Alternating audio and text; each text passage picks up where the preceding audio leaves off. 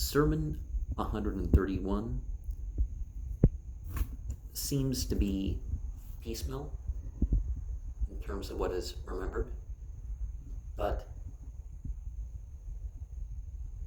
this world and the afterworld are universes we might better understand the term with, has surrendered unto God.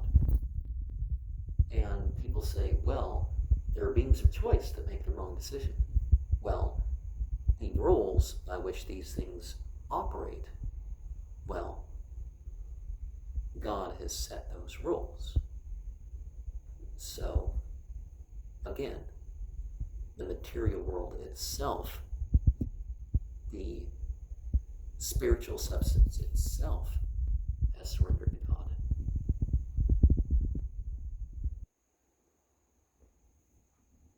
So, we as beings, composite of such, and operating such, need to remember that the forces of nature have their signs of surrender unto God at particular times and particular seasons. Now, this world and the next is what this says. So, you can say that maybe the term only refers to the material world, so it makes less of the explanation to be necessary to understand it. When we look at God's scripture of the time and place, in this case, of course, we're referring to Al-Quran, we're reminded when we study it that it addresses everything in terms of the type of beliefs that we are supposed to have in regards to it. What are the right and wrong decisions on, the spiritual platform? Certainly we need to, study some science or the mechanics of whatever job we're supposed to do in this life.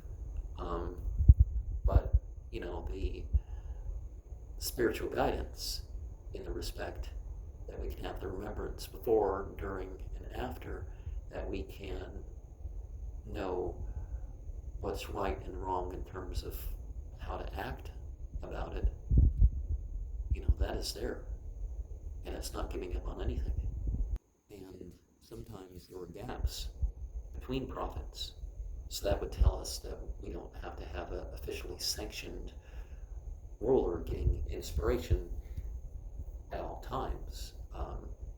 Because it's not like these living prophet cults that, if the master is alive, the teaching works, and if he's not alive, it doesn't work. No, what doesn't work is sometimes there's a rule for one time or place, and then it's time to give it up.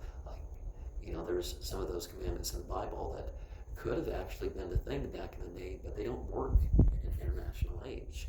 They might work in a particular climate or material situation or social situation, but they don't work universally. Like you see all these rules of clothes and food, and who knows how much of that was a right.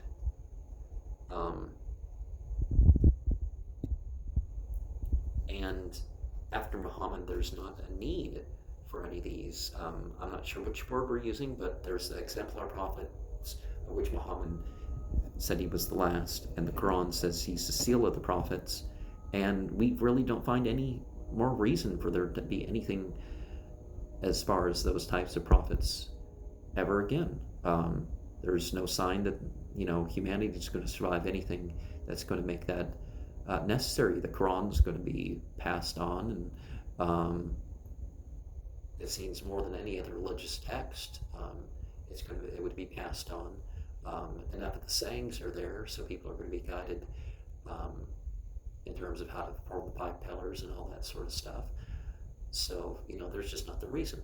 Now, are there other types of prophet? Yeah, in English, you'd say that there are still spiritually gifted people, because even Muhammad himself has said in different divisions of how many parts of prophethood and how many. Maybe he learned there were more parts at a different time or another, so he started at 46 and 63.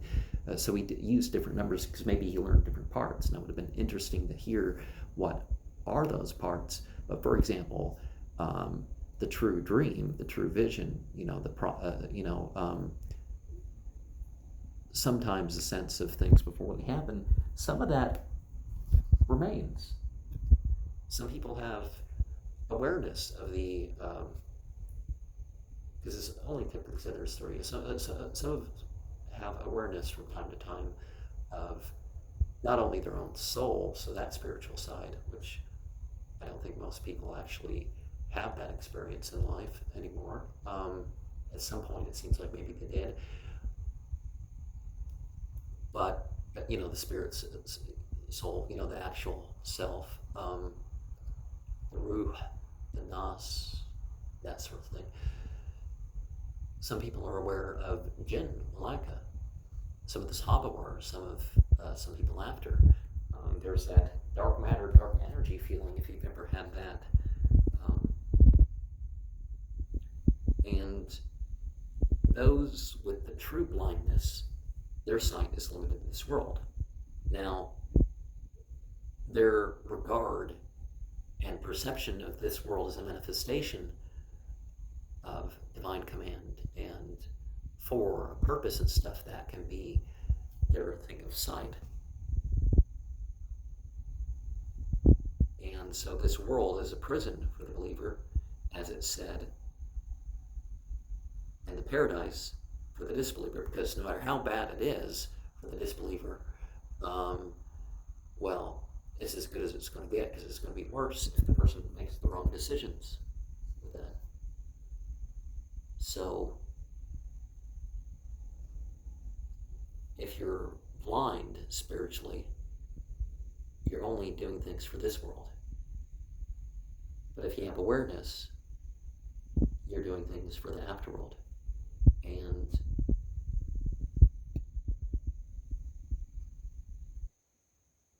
humanity can be pleased or displeased with just about anything.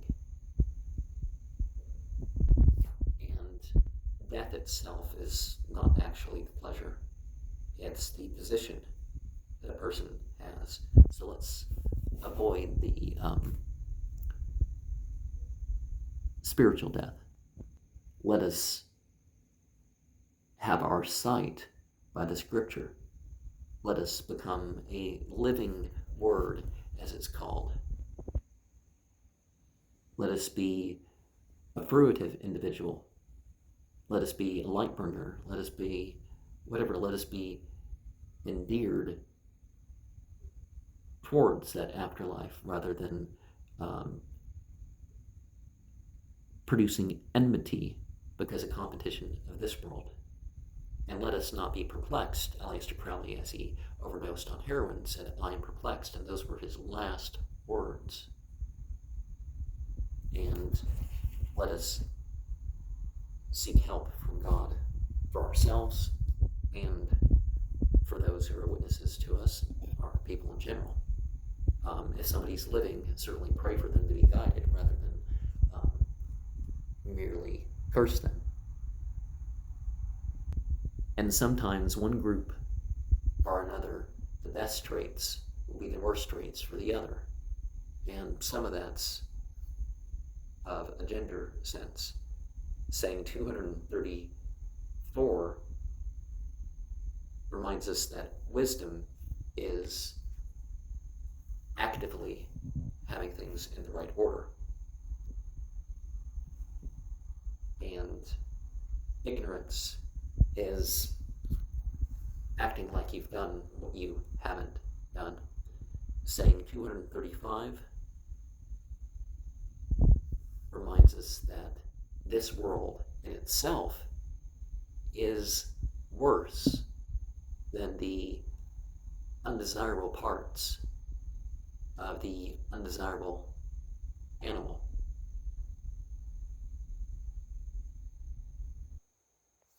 In the hand, under the control of an undesirable